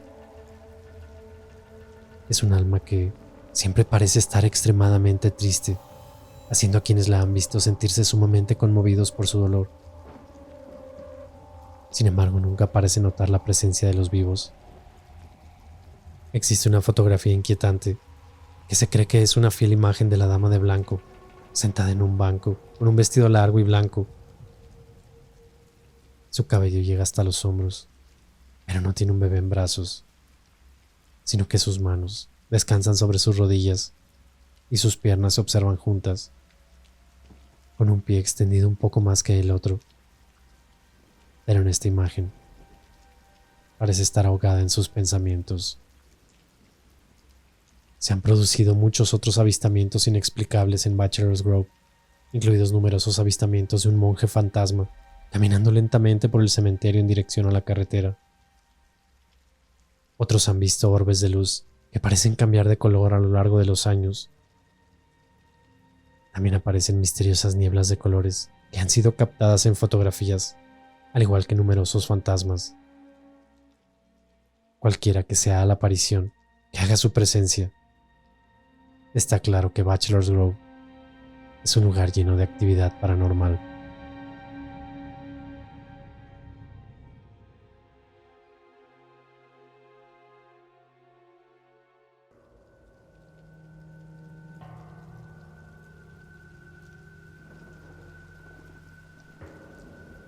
Charles Gilliam era un hombre de muchos terribles secretos. Aquellos que trabajaron junto a él decían que era una persona inteligente y un empleado consciente que se tomaba su trabajo como vendedor muy en serio. Para familiares y amigos, él era un amoroso hombre de familia que tenía a su esposa e hijos en muy alta estima.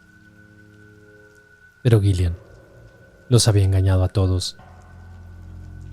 Detrás de esa fachada de buen hombre se escondía un depravado y peligroso ser que haría cualquier cosa por su Dios con pezuñas y cuernos, incluso dañar a sus propios hijos. Gilliam era un satanista practicante. Su esposa trabajaba por las noches, así que él se quedaba solo con sus 2 hijos y le permitía participar en terribles rituales satánicos con su secta. Los hijos de Gilliam no solamente eran víctimas de acoso sexual en esas reuniones, sino que también eran obligados a ver los asesinatos ritualistas de pequeños animales. Cuando la esposa llegó a casa temprano una noche, lo descubrió en el acto. La secta se separó y la policía se involucró. Durante la siguiente investigación, los detectives descubrieron algo sorprendente. Aquella secta supuestamente había sacrificado a un bebé humano. Aunque la policía descubrió la caja en la que supuestamente había sido enterrado, no pudieron encontrar el cuerpo mismo. Así que Gilliam evadió los cargos de asesinato, pero no aquellos de abuso infantil, y estuvo en prisión por muchos años. Puede ser que aquellos secretos de Gilliam hayan sido expuestos, pero algo terrible y malvado permaneció escondido en la casa. Una entidad antigua y cruel, convocada por la maldad de hombres tontos, esperaba pacientemente, y solamente esperaba que llegara su momento para actuar. Necesitaba a la presa indicada. La familia McGrath amaba su nueva casa. Eran muchos miembros de la familia, y la casa colonial encantadora en una tranquila calle de Washington, D.C. parecía perfecta para sus necesidades. Pero la tragedia llegó unos cuantos días después de que se mudaran. Frank, padre de 3 adolescentes y esposo de Judy, descubrió que tenía un cáncer que no podía ser operado. Murió un mes después. Su familia quedó devastada, pero las niñas y Judy sabían que tenían que seguir adelante con sus vidas. Un año más tarde, Judy consiguió un puesto de gerente de hotel y comenzó una nueva relación romántica. Las 3 adolescentes, Ellie, Lisa y Katie, se adaptaron bien a la escuela e hicieron nuevos amigos. La sobrina de Judy, Aubrey, se mudó con ellas. Todo parecía ir bien para la familia, cuando de repente, un horror inimaginable cambió sus vidas para siempre. Ellie, la hija de 17 años, fue la primera víctima. Su habitación estaba en el sótano, un gran espacio que estaba dividido en varias habitaciones, incluyendo un área para ver televisión y un bar. A Ellie le gustaba el sentido de independencia que le daba aquella habitación. Pero poco antes de Navidad, ella hubiera dado todo para no estar sola. Estaba durmiendo cuando despertó violentamente por un ruido. Parecía un golpeteo en la mesa de noche. Eran 3 golpes rápidos y violentos, y se repetían una y otra vez.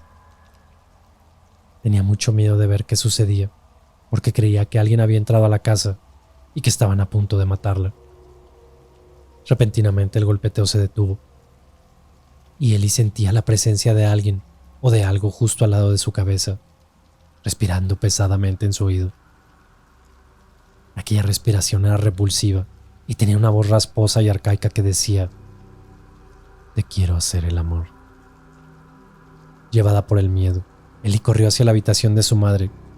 Mientras corría llena de pánico, pudo darse cuenta de una cosa: no había nadie en esa habitación. Judy trató de calmar a su hija, diciéndole que solo era una pesadilla. Pero Ellie insistió en que era algo real, algo con inteligencia y malicia, que había estado con ella esa noche.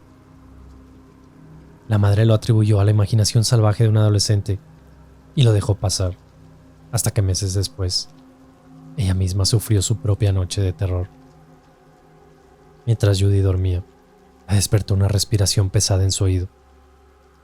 Intentó moverse, pero no pudo. Intentó gritar y tampoco pudo. La presencia a su lado emanaba pura maldad y Judy pensó que seguramente iba a matarla. Luego, a pesar de estar físicamente paralizada, ella sintió que caía y caía. Su mente llamaba a Dios para que la ayudara, y en ese momento la sensación de caída se detuvo. Pero de pronto Judy estaba en la sala. Algo no estaba bien. Los muebles se veían transparentes y nublosos. Las paredes brillaban con los rostros de sus hijas. Ella se movió a la cocina y agarró el teléfono. Marcó a su madre, pero le contestó una voz masculina. La voz era de Frank, su esposo muerto. Judy gritó y luego apareció de nuevo en su cama.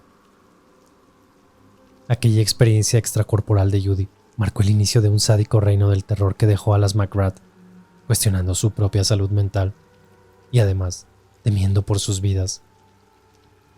Frecuentemente se escuchaban pasos ruidosos en el sótano y solían anunciar un terrible evento que estaba por suceder. Un bebé llorando era otro ruido. También era perturbador el que solían escuchar, así como el ruido de un animal gruñendo. Se veían sombras humanas y masas negras que flotaban en los pasillos y atravesaban puertas y paredes. Una noche, el novio de Judy, Doug, que ahora vivía con aquella familia, dijo haber escuchado llantos en la habitación de Lisa. Fue a ver qué sucedía, pero no había nadie en la habitación. Sin embargo, sobre la cama de Lisa había una muñeca de plástico con lágrimas en el rostro. Esa muñeca no había sido fabricada para hacer ruido, y tampoco para llorar. En otra ocasión, Doug se levantó al baño y se sorprendió cuando al ver algo que describió como un monstruo de pelaje áspero, pegado en todo su cuerpo agazapado del pasillo. Él se quedó viendo asombrado cómo aquella cosa desaparecía lentamente. Con el tiempo los ataques aumentaron en frecuencia y violencia. Un domingo después de misa, Judy y sus hijas y una amiga, Rachel, se reunieron en la sala de la casa para hacer unas oraciones especiales con el ministro de Judy.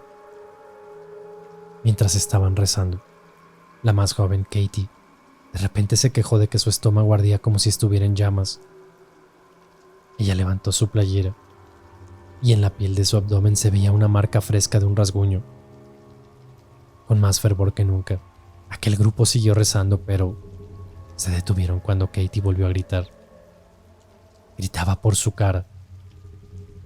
Mientras las demás miraban, 3 líneas rojas como de rasguños aparecieron en la mejilla de Katie.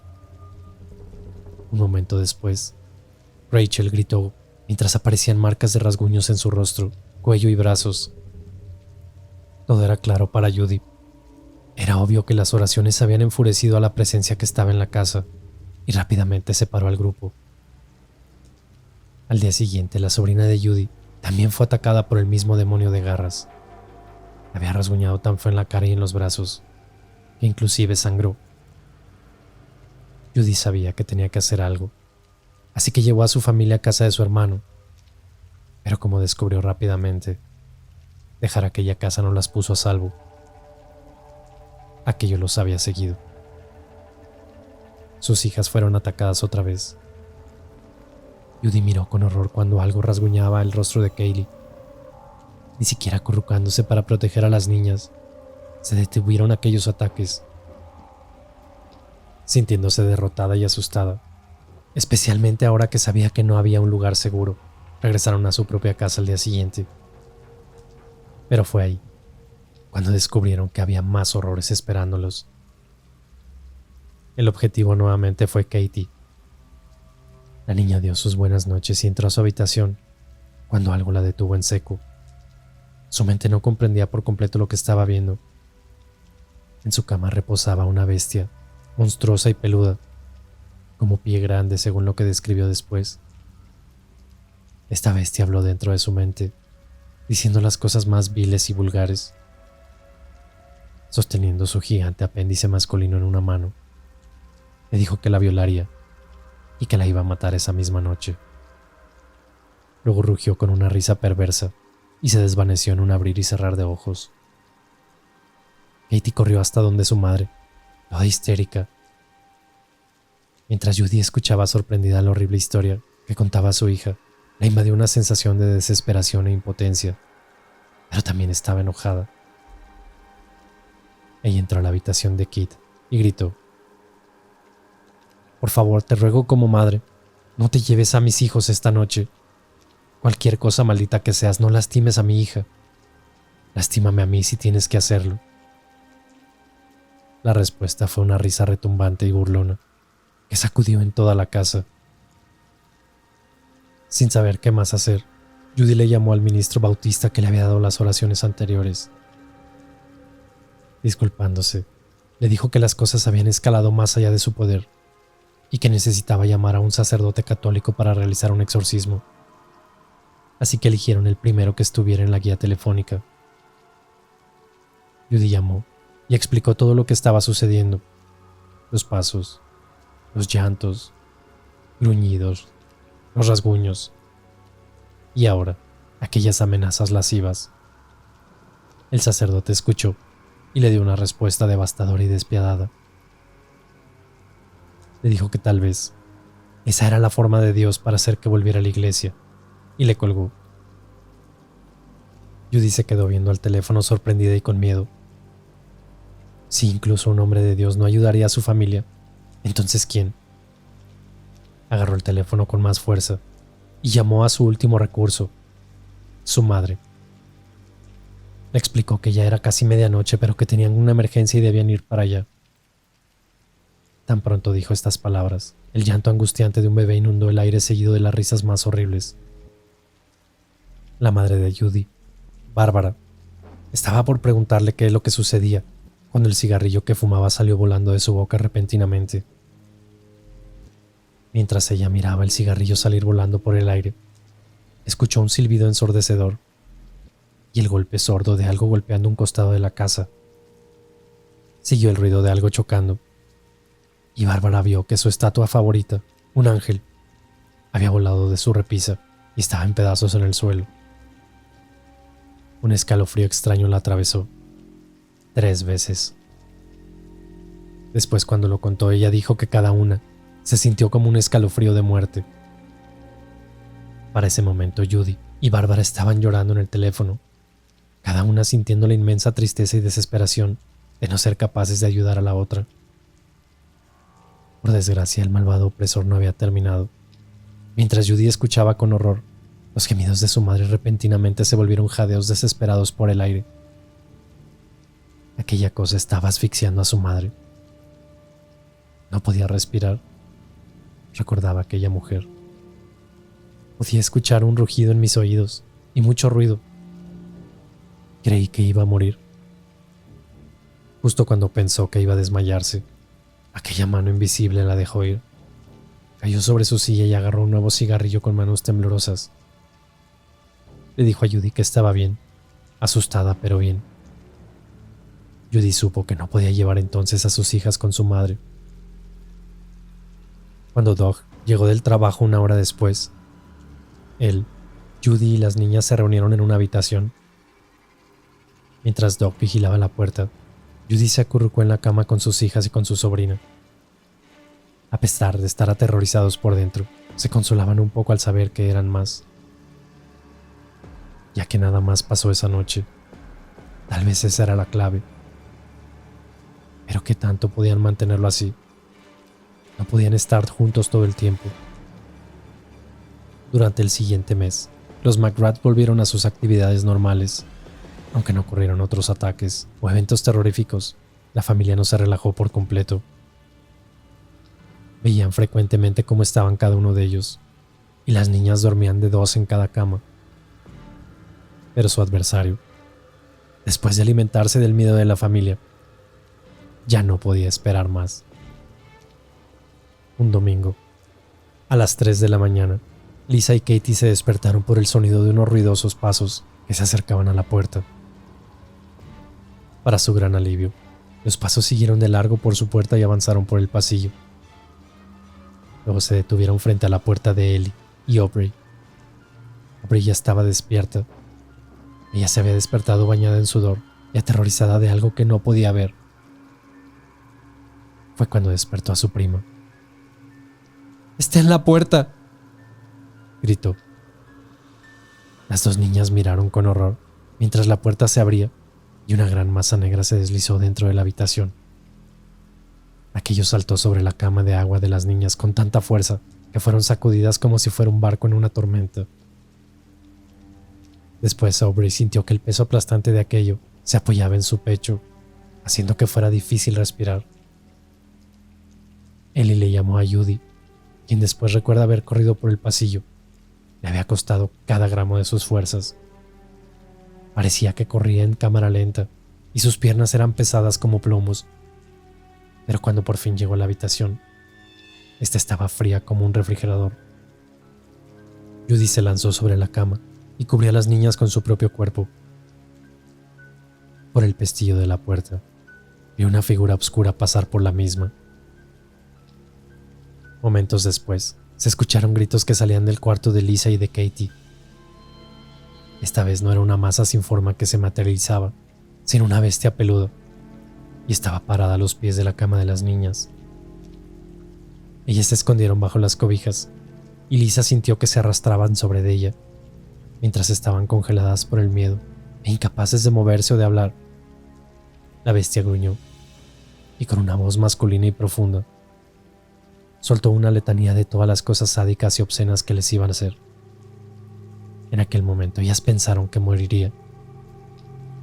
Pero fue cuando Judy entró furiosa, sin saber ni importarle lo que era, lista para pelear por sus hijas. Pero por suerte no tuvo que hacerlo. Aquella bestia se disolvió en una neblina negra y desapareció por la ventana. Aunque no quería hacerlo, Judy juntó a todos y manejó hasta la casa de su madre. Por suerte la familia no tuvo más incidentes esa noche. A la mañana siguiente, y temiendo por la seguridad de su madre, todos volvieron a casa.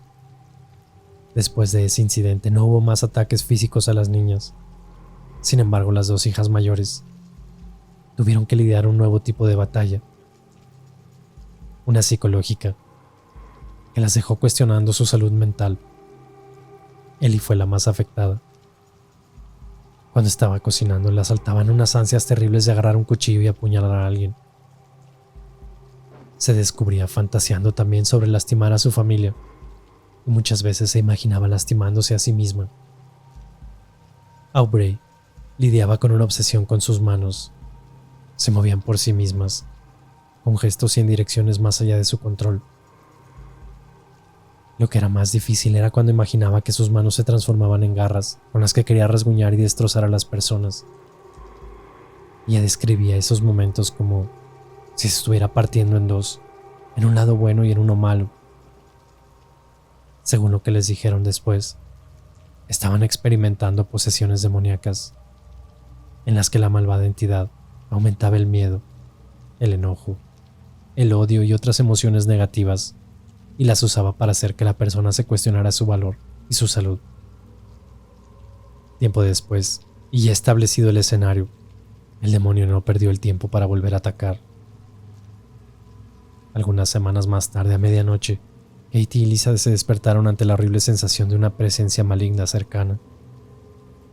Lisa fingió estar dormida, pero Katie no. Ella echó un vistazo a la puerta y vio ahí parada una figura alta en las sombras. Rápidamente se acercó al final de la cama y en un instante estuvo sobre ella. Asfixiaba a Katie con su peso, su masa sin forma filtrándose en cada pliegue de su cuerpo. Katie tenía dificultades para moverse y para respirar, mientras aquella cosa la presionaba tan fuerte que creía que la tiraría de la cama. Después de lo que parecía una eternidad, sintió que sus pulmones se liberaron y pudo gritar. Lisa intentó ayudar a su hermana golpeando la cama con su almohada, gritando que se fuera. Momentos después, Judy llegó rodeando a las niñas con sus brazos, hasta que Katie finalmente pudo hablar y decirles que esa cosa se había ido. Pero no por mucho. Su terrible deseo de aterrorizar y lastimar a las mujeres McGrath apenas había comenzado. Semanas después, Ellie se despertó por un ruido estruendoso, como si alguien estuviera golpeando las paredes con un martillo. Sin embargo, nadie más escuchaba aquel ruido, ni siquiera Aubrey, su compañera de habitación. Mientras Ellie se esforzaba por ver en la oscuridad de la habitación, pudo identificar una figura en las sombras. Era un hombre que la estaba viendo desde los pies de la cama. Inmediatamente supo que lo que sea que fuera de eso era algo malvado y quería lastimarla o matarla. Ella intentó despertar a Aubrey, pero aquello estaba sobre ella antes de que pudiera hablar o moverse, así como lo había hecho con Katie. Asfixió a Ellie con su cuerpo, pero esta vez entró en el cuerpo de su víctima de una manera dolorosamente sexual. Tan horrible como era la violación física, el ataque mental era peor. Invadió su mente con pensamientos malvados y sucios, enfermos más allá de lo que se puede creer, o al menos así lo describió ella. Aunque el acto físico solo duró unos momentos, las visiones en su mente la persiguieron años después. Aunque Aubrey no sufrió daño alguno durante el asalto nocturno a Ellie, ella se volvió la tercera víctima 2 meses después. Tenía la habitación para ella sola, ya que Ellie se había quedado dormida en el sillón viendo la televisión. Ella recuerda haber tenido una noche difícil antes de que finalmente se decidiera levantar por un vaso de leche y despertar a Ellie. Se puso de pie en la orilla de la cama, buscando sus pantuflas cuando vio lo que parecía ser un hombre sentado en su silla. Pero algo no estaba bien, al menos no con ese hombre. Era oscuro y sin facciones, y su figura seguía cambiando y brillando como un holograma defectuoso. Se rió amenazadoramente y comenzó a tambalearse hacia Aubrey, quien ahora estaba conmocionada por el cambio repentino en sus alrededores.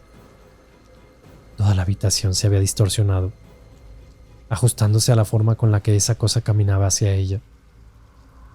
Se sentía desorientada y que iba a caer cuando el hombre la empujó hacia la cama. Aunque en su mente ella estaba peleando y resistiéndose, en la realidad estaba indefensa bajo el peso de aquella entidad. Ella no podía ver, pero podía oler su aroma rancio y podía sentirlo moviéndose por sus piernas y espalda, empujando su cuerpo hacia el colchón y su cara contra las almohadas. La sodomizó y la dejó sola, llorando y avergonzada. Para Judy, esto ya era suficiente. Si ninguna de las iglesias locales querían ayudar a su familia, ella encontraría a alguien que sí. Acudió a una serie de documentales de televisión que reportaban casos reales de cosas paranormales, ovnis, criaturas extrañas y otros fenómenos inexplicables. El programa habló de los McGrath en uno de sus episodios de 30 minutos, pero no pudo ofrecer ninguna ayuda inmediata después de eso. Judy esperaba que alguien viera su pedido de ayuda, y meses después sus oraciones fueron escuchadas. Un productor del programa se puso en contacto con los famosos expertos paranormales, Ed y Lorraine Warren, y les pidió que ayudaran con el caso. El productor quería hacer un episodio consecutivo para la familia, que incluyera los descubrimientos de los investigadores profesionales. Así que los Warren estuvieron de acuerdo y se pusieron en contacto con un colega, el oficial de policía de la ciudad de Nueva York, Ralph Sarchi, para que les ayudara. El oficial Sarchi había sido educado en demonología y exorcismos por los Warren y el escritor jesuita, el padre Malachi Martin, Había visto el documental y sabía que los McGrath estaban lidiando con un demonio particularmente asqueroso, cuyo propósito final era la posesión o la muerte de los miembros de la familia. Los Warren y Sarkey se reunieron con los McGrath una tarde de primavera. Mientras Ed y Lorraine entrevistaban a cada uno de los miembros de la familia, Ralph recorrió la casa para tener una primera impresión. Cuando entró al sótano, una fuerte sensación de miedo lo invadió y lo hizo detenerse al instante. Después supo que esa era la parte de la casa que utilizaban Gilliam y sus compañeros satánicos para sus horribles rituales, así que rápidamente regresó escaleras arriba. Mientras volvía a la cocina, algo le llamó la atención. Deslizándose por las puertas dobles que llevaban del comedor al patio, había una masa negra sin forma. Ralph ya había visto estas manifestaciones antes en su trabajo, y después de verla pasar a través de la pared exterior, la siguió al patio, donde por supuesto no había nada. Ralph se reunió con los otros y escuchó los terribles hechos que todos habían experimentado en los últimos años. Judy terminó la entrevista con su propio ataque nocturno en solitario. Ella había ocultado el incidente para sí misma, pero al escuchar a sus hijas y sobrina contar sus horribles y muy personales testimonios, se sintió obligada a hacerlo. Los Warrens y Ralph le explicaron a la familia que estaban lidiando con un incubo, un demonio particularmente vil que aterrorizaba sexualmente a sus víctimas. Aunque los demonios no tienen género, pueden tomar una forma masculina o femenina para violar a sus víctimas. Si el demonio toma la forma de un hombre, se llama incubo. La versión femenina se llama sucubo. Aunque no tienen placer en el acto sexual, se excitan con el terror, la humillación y la degradación que le provocan a su víctima. Hay leyendas sobre este tipo de demonios que se remontan a épocas muy antiguas. Los escritos más antiguos hacen referencia a estos seres. Se escribieron en Mesopotamia en el 2400 a.C. Ya era tiempo de terminar con su reino del terror y expulsar a aquel demonio para siempre. Ed y Lorraine se reunieron con toda la familia en una habitación y se quedaron con ellos mientras Ralph realizaba un exorcismo a la casa, yendo de habitación en habitación, mientras quemaba incienso bendito y rociaba agua bendita en todas partes. Después, mientras sostenía con fuerza a una rendición de la verdadera cruz de Cristo en su mano, recitó las oraciones del ritual de la iglesia. Sus ojos y otros sentidos muy alertas ante la actividad demoníaca. Ralph nunca había sido menos, o para expresar sus creencias religiosas, las cuales se basaban en el tradicionalismo y en el rito católico romano. Él creía que la fe, la virtud y la gracia eran necesarias para tener éxito en el trabajo, investigando los casos de posesión y opresión demoníaca, así como ayudando y realizando exorcismos. Esto fue lo que lo ayudó aquella ocasión, cuando cerca de medianoche, 10 horas después de haber pisado por primera vez la casa de los McGrath, cerró su libro de oraciones y puso atención al silencio. Estaba sorprendido de que el demonio no se manifestara a sí mismo de alguna manera durante el ritual, pero también estaba algo aliviado por haberse librado de eso. Aunque no había rastros de aquel demonio, solamente el tiempo podía decir si el exorcismo había sido realmente efectivo. Un año después, Judy llamó a Ed Warren para avisarle muy feliz que no había habido problemas después de aquel exorcismo. Por lo general, en situaciones similares, los demonios pueden dormirse o irse y volver, pero no parecía ser el caso. En su versión de la historia, Ralph escribe que la fuerza psicológica de la familia tuvo un papel muy importante para sobrevivir.